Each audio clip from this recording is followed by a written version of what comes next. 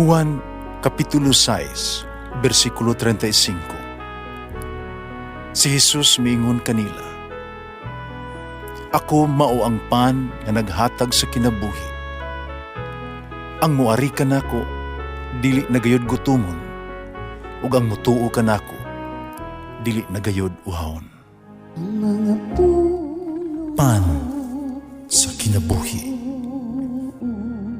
maglikon unta sa mong pagtuo ug gagaka kami sa pagtuman sa imong mahal nga kasuguan.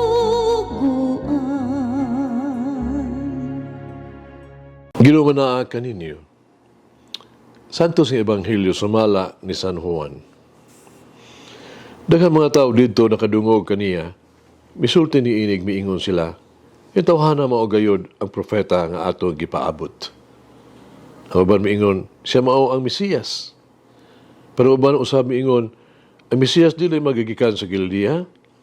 Ang kasulatan nag-ingon, ang Mesiyas kaliwat ni David. Umataw siya sa Bethlehem, sa lungsod ni David.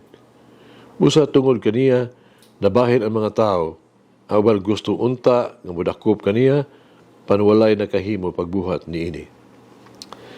Ang mga sundalo namalik ngadto sa mga kadagkuan sa mga pari ug sa mga Pariseo. Nangutana kanila, nganong wala man ninyo siya dad-anganhi? Ang mga sundalo mitubag, wala pa'y tao nga makasultig sama kaniya. Ang mga Pariseo nangutana kanila, hasta basab kamo, nalimbungan niya? May usa ba sa ato ang mga kadagkuan o sa Pariseo nga mituo kaniya? Kini mga tauhana, wala masayad sa balaod ni Moises, busat tinunglo sila sa Dios. Sini ko di mo usa sa mga Pariseo, nagkikita kang Jesus kaniadto, mingon kanila, sumalas tong balaod, dili kita makahukom ug sad-an ang usa ka tawo, di pa nato siya mahusay o maila kung unsay iyang nabuhat. Sila mitubag, taga-Galilea ba usab ikaw? Nan pagtuon sa kasulatan, umasayran mo nga wala pagayoy propeta nga gikan sa Galilea. Ang Ebanghelyo sa Ginoo. Pasalamati ang Ginoo kay siya maayo, ang iyang gugma mulungtad hangtod sa kahangturan. Pasalamati ang Diyos sa tanang mga Diyos, ang iyang gugma malungtaron. Pasalamati ang Ginoo sa mga Ginoo, ang iyang gugma malungtaron.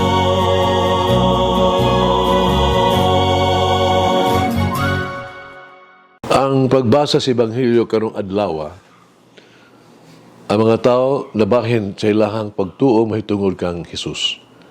Ang uban nagtuo nga siya mao ang Mesiyas, ang uban dili siya.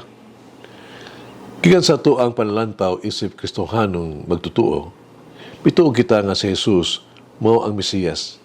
Gikan sa mga milagro nga iyang nabuhat, sama sa pagpanhaw sa mga patay, pag-ayos mga buta, pag-ayos sa mga sanlahon, pagpadaghan sa mga pan, uban pa.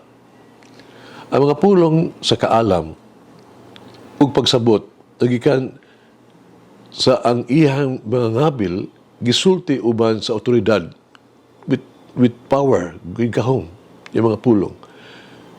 Naglisod, ganun naglisod man kaayo ang pagtuo sa uban niya. Ang usa ka tinaw nga tingali, mao sila adunay nahunahunaan nga daan ng ideya kung unsa gayod ang Mesiyas para nila. Pananglitan, naguna sila, nga Mesiyas, may sama pa kang hari David ba? Usa kang magugubat, nga pagawas nila silang kaulipnan, no? Yung magmando na sa kalibutan. Kini ang hunahuna sa usa ka Mesiyas, hingpit nga lahi kaayo, kung kinsa gyud si Jesus. Usa lang siya ka panday, nga nagwali, nga mangkatawhan, makikugmaay. Kita kinahanglan magkaamgo Ngali nato ibutang ang Dios sa usa ka kahon ba. Usa lamang ka konsepto ideya. Ang Dios kanunay nga dili gyud masabtan. Kaya tuagong mga unang-una, dili man mao ang iyang unang-una. Yang ang inyong atong mga dalan, iyang dalan. Puong paniho ba? Hinundom ko sa istorya sa usa ka professor. Siya dunay spiritual director nga gitawag bakla. Pag gusto nga mahimo siyang usagil nga tinuog nga lalaki. Sa kadlaw nakikita siya sa professor, no? Nining higayuna nga malipayon na kayo. Buta na sa professor, kung unsa nahitabo. Mato niya, doon na siya nahinunduman. Samtang kuno, inusara siya sa kapilya, nga nag-ampo, nga naghilak, sa kalit, si Jesus na pakita kaniya, kung utana kaniya, nganong siya naghilak.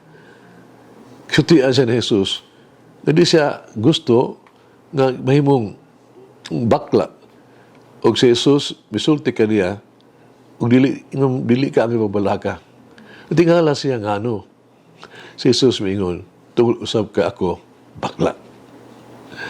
Ang punto sa tuang sa professor, yung mga nga, dili na tuod limitahan ang Dios. Ibutang siya sa usa ka kahon ba? Sa kahon sa itong huna-huna. Kanunay siyang lapas o biyan, bisan unsang kahulugan sa itong imaginations, ito imaginasyon. Kanunay siyang out of the box. Magigsoon, mag-ampo kita. May gumaon nga Diyos, sa sagradong panahon sa Kwaresma, paduula ako kanimo. Pag-andam usab sa ang lugar sa ako ang balay, sa kasing-kasing alang sa kilong upag inusara. Aro ako makaplagan pag-usab ang grasya sa usa ka puno sa pag-ampo sa kinabuhi. Tabangi ako sa pagpuasa gikan sa mga butang na naghulga sa kaayuhan sa lawas o sa kalag ug pagpahinundumi ako sa grasya sa kaayo.